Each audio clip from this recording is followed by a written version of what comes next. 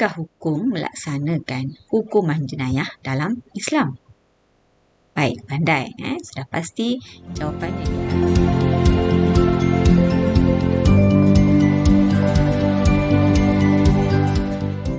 Bismillahirrahmanirrahim.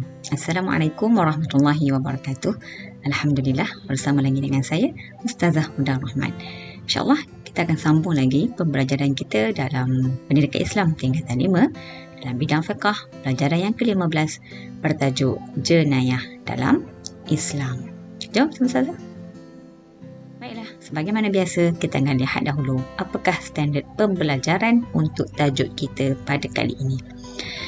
Yang pertama, di akhir nanti diharapkan agar para pelajar dapat menyatakan maksud, dalil dan hukum jenayah dalam Islam.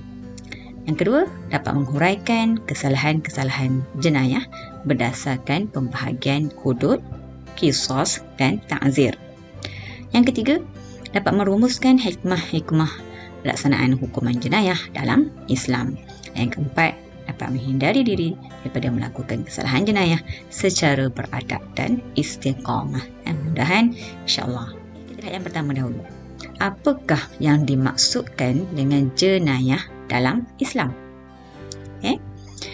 Jenayah dalam Islam membawa maksud kesalahan-kesalahan yang dinyatakan hukumannya dalam Al-Quran, As-Sunnah dan sebahagiannya daripada mahkamah. Jadi itulah yang dinamakan sebagai jenayah dalam Islam.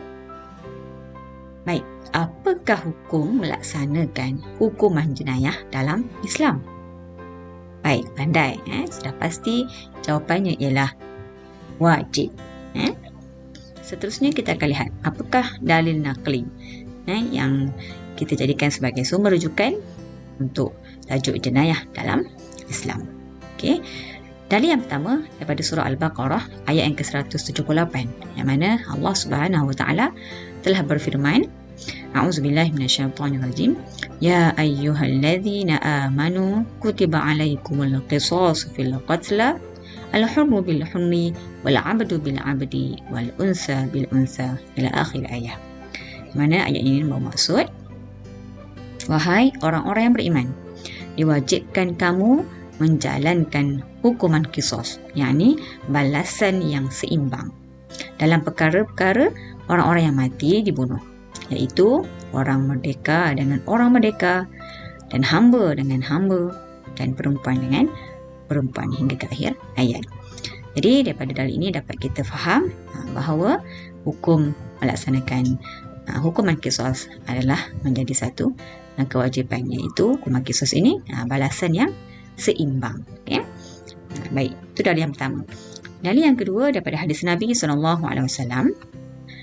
Abdullah bin Mas'ud radhiyallahu anhu meriwayatkan bahawa Rasulullah SAW bersabda, La yahillu damu imri'in muslim yashhadu an la ilaha illallah wa anni rasulullah illa bi ihda thalathin al-thayyibu zani wan nafsu bin nafsi wattariku lidinihi al-mufariqu lil jamaah. Riwayat Muslim. Yang mana bermaksud tidak halal darah, yakni nyawa seseorang Muslim yang mengucap bahawa tiada Tuhan selain Allah dan bahawa aku Rasulullah SAW melainkan satu daripada tiga golongan ini, iaitu orang yang sudah berkahwin melakukan zina, membunuh jiwa, yakni melakukan pembunuhan, dan orang yang meninggalkan agama, iaitu keluar daripada jemaah Islam. Jadi dalam hadis ini kita boleh faham dilarang ataupun diharamkan, yakni tidak halal seseorang Muslim membunuh Muslim yang lain kecuali tiga golongan tadi. Jadi jelas kepada kita menunjukkan bahawa hukum melaksanakan hukuman jenayah dalam Islam ini adalah wajib. Baik, seterusnya kita hukuman kesalahan jenayah. Sebagaimana kita lihat dalam di awal tadi, kesalahan jenayah dalam Islam ini terbahagi kepada tiga. Yang pertama disebut sebagai hudud, yang kedua qisas, dan yang ketiga ta'zir. Baik, untuk siri yang pertama ini kita akan fokus kepada kesalahan hudud sahaja. Dan selebihnya kita akan sambung dalam siri yang kedua. Okay. Baik, yang pertama hukum hudud. Okay. Apakah yang dimaksudkan dengan hukum hudud? Okay. Hukuman kesaksian yang telah ditetapkan jenis dan bentuknya dalam Al-Quran dan As-Sunnah. Jadi baik kita boleh faham, bila disebutkan dengan jelas dalam Al-Quran, dalam hadis Nabi SAW, maka itulah yang kita namakan sebagai hukuman hudud. Okay. Baik, kita lihat apakah hukum melaksanakan hukum hudud. Okay. Sudah pasti ia adalah wajib. Okay. Baik, seterusnya, apakah jenis-jenis kesalahan? Kesalahan apakah yang berada di bawah hukuman hudud ini? Okay. Jenis kesalahan ini ada 5 perkara. Ada 5 kesalahan yang dikategorikan di bawah jenayah hudud. Okay. Yang pertama, minum arak. Yang kedua, mencuri. Yang ketiga, qazaf. Yang keempat, zina. Dan yang kelima, merompak. Okay. Jadi 5 perkara ini ataupun 5 kesalahan ini, jenayah ini adalah terkandung di bawah kategori hukuman hudud. Baik, untuk memudahkan anda ingat 5 jenayah ini, Ustazah telah sediakan satu formula mudah. Mudah-mudahan dapat membantu. Iaitu 3MZ. 3M itu M mewakili 3 jenayah, iaitu merompak, minum arak dan mencuri. Z itu adalah zina, Q itu adalah qazaf. Jadi untuk ingat jenayah hudud ini 3MZ. Okay. Baik. Kita lihat jenayah yang pertama, minum arak. Okay. Apakah yang dimaksudkan dengan minum arak? Okay, kita lihat takrifnya. Meminum sebarang bahan yang memabukkan. Sama ada dinamakan sebagai arak ataupun tidak, ataupun sedikit atau banyak. Jadi tak kiralah minuman tersebut namanya arak ataupun bukan, banyak ke sikit ke, asal ianya memabukkan, maka itulah termasuk dalam kesalahan minum arak. Okay. Baik, apakah hukumannya? Iaitu disebat 40 kali. Disebat 40 kali. Baik, kesalahan yang kedua, mencuri. Apa dia mencuri ni? Mengambil harta orang lain secara tersembunyi, maknanya tanpa pengetahuan, tanpa kerelaan. Tuan punya barang tadilah, okay, dengan tujuan untuk memilikinya. Ambil tanpa pengetahuan, tanpa kerelaan dan bertujuan untuk memiliki harta tersebut. Okay. Baik, hukuman kepada pencuri adalah yang pertama, potong tangan. Okay. Dan yang kedua, pencuri tadi mestilah memulangkan barang yang dicuri. Okay. Baik, kesalahan yang ketiga, qazaf. Apa yang dimaksudkan dengan qazaf ni?